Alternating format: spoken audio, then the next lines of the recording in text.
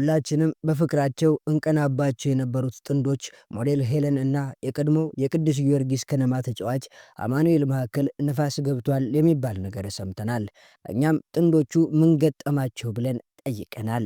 ለጥቂት ደቂቃዎች አብራችሁን ስትዘልቁ ስለ ሁለቱ ጥንዶች የፍቅር ህይወት አውግተናችሁ ተለያዩበት ስለተባለው ምክንያትም እናጫውታችኋለን።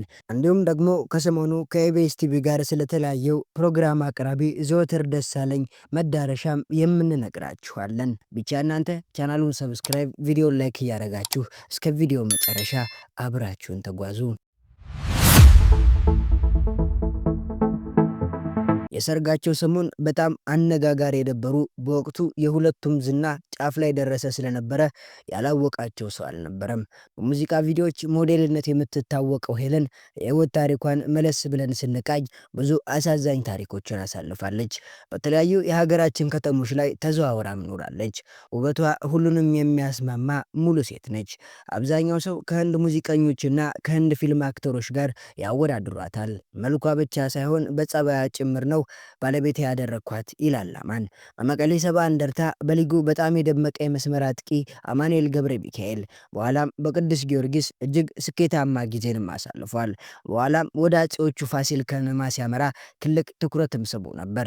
ነገር ግን በጉዳት ምክንያት እንዳሰበው ሳይሆንለት ቀርቶ ከረጅም ጊዜ ጉዳት በኋላ በምስጋና ከክለቡ ጋር ተለያይቷል። ወደ ባህር ዳር ከነማም መዞር ችሏል። የተፈጥሯዊ ችሎታው አጠያቂ ባይሆንም ብዙ ማድረግ እያሰበ ያሰበውን እንዲያደርግ ግን ጉዳት እንቅፋት ሲሆንበት አስተውለናል። አማን ከሜዳ ውስጥ ህይወቱ በተጨማሪ በግል ህይወቱም ደስተኛና ስኬት ርቆታል የሚባባሉ ጭምጭምታዎችም እየተሰሙ ይገኛሉ።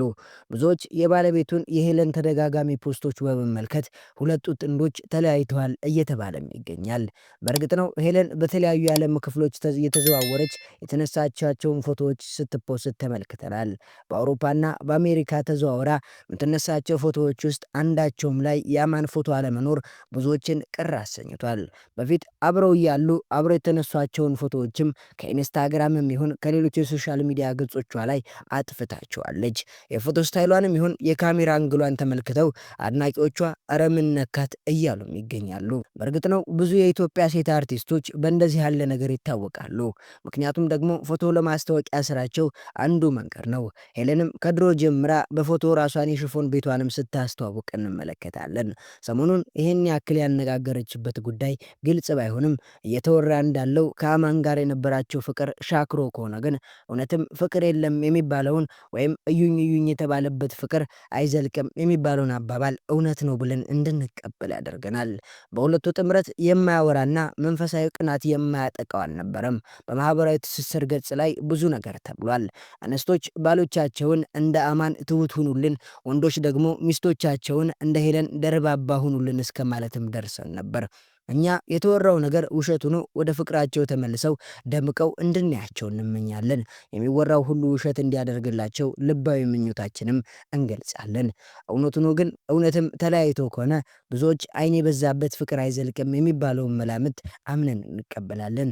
ሶሻል ሚዲያ ላይ እዩኝ ብለው ፍቅራቸውን ይዘው መጠው ከምናውቃቸው ጥቂቶች ብቻ አብረው ሲዘልቁ ተመልክተናል። አብዛኞቹ ልሙትልህ ልሙትልሽ በተባባሉበት ሚዲያ ላይ በነፍስ እንፈላለጋለን ሲሉ ሰምተናል።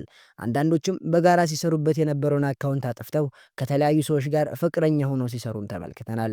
እነዛ ከሆነ ደግሞ ፍቅራችሁንም እዛው በቤታችሁ ጠባችሁንም በቤታችሁ አድርጉልን ያስብላል። ወደ ሌላኛው ጉዳያችን ስናልፍ በየጊዜው መነጋገሪያ ወደሚሆነው ኢቢኤስ ቲቪ እናልፋለን። በፌስቡክ ላይ በማህበራዊ ሀሳቦች በማንሳት የምናውቀው ናትናኤል መኮንን አመድ አፋሹ ድርጅት ኢቢኤስ ሲል ሰፋ ያለ ጽሑፍ ይዞ መጥቷል። እንደወረደ እናደብላችኋለን። ኢቢኤስ አመድ አፋሹ ድርጅት ኢትዮጵያ ውስጥ ካሉ የቴሌቪዥን ጣቢያዎች እንደ ኢቢኤስ የሚገርመኝ ድርጅት የለም። እጁ አመድ አፋሽ ይመስለኛል። በተለያየ ጊዜ ከሰራተኞች መልቀቅ ጋር ተያይዞ ሶሻል ሚዲያ ላይ የሚነሳበት ውዝግብ አስገራሚ ነው።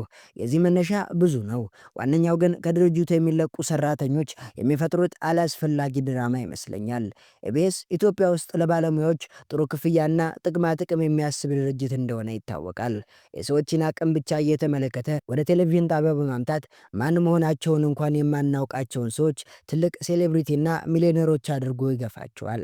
ኢቢኤስ በተለይም መዝናኛ ፕሮግራም አቅራቢ ሆኖ ያፈብሳል። ዝናና ሀብት ያልሰበሰበ አንድም ሰው የለም። ከቴሌቪዥን ጣቢያው ተደራሽነትና ቅቡልነት አንጻር አንተ ከየትም ቦታ መጥተህ ከየትም ችሎታ ካለ ኢቢኤስን የረገጥክ ቀን ዝናህ ከፍ ይላል። በኢትዮጵያ አይን ውስጥ ትገባለህ።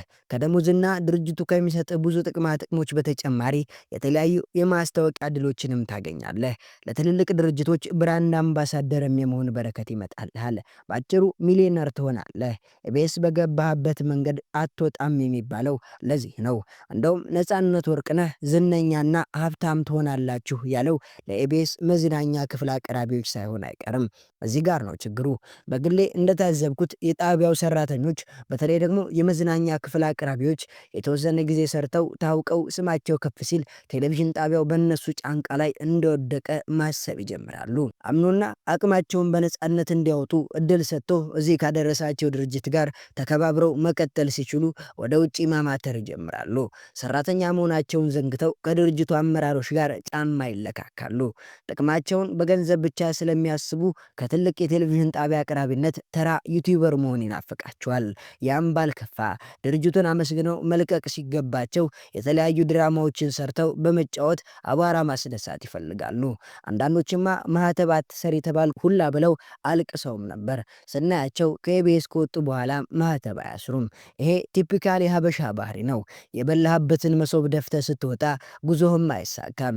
ለዚህም ይመስለኛል ብዙዎች ከዚህ ከለቀቁ በኋላ ከህዝብ አእምሮ ውስጥ በፍጥነት ተረስቶ የቀሩት። ይህንን የጻፍኩት ዛሬም ዘወትር የተባለው ልጅ ከኢቢኤስ ለቀቀ ብለው እንደተለመደው አላስፈላጊ ድራማዎች እዚህ ሶሻል ሚዲያ ላይ ሲሰሩ ስላየሁ ነው። ዘወትር የተባለው ልጅ ባለሳሳት ኢቢኤስ ላይ ከመቀጠሩ በፊት ኢቲቪ ዜና አንባቢ ነበር። እዛ ያለ ማንም አያውቀውም። ኢቢኤሶች ወደ ድርጅታቸው አመጡት። ልጁም ጎበዝ ስለሆነ በአጭር ጊዜ ሰው አይን ውስጥ ገባ። እንደተለመደው ዝና አገኘ፣ ገንዘብ አገኘ። በጊዜ ሂደት የተሻለ የመሰለውን እድሎች ያገኘ መሰለው። ከጥቂት ጊዜ በፊት ድርጅቱን አመስግኖ የስራ መልቀቂያ አስገባ።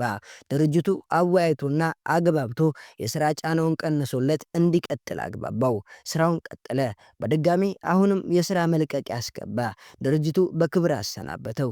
ይህ ሲሆን ኢቢኤስ ይህንን ሰው ከህዝብ ጋር ድልድይ ሆኖ ስላገናኘው ቢቻል አመስግኖ እንደ ሀገራችን ባህል የተመገበበትን ትሪ ስሙ ቢሰናበት ጥሩ ነበር። ያም አልሆነም። ምክንያቱም ድርጅቱ ኢቢኤስ ነው።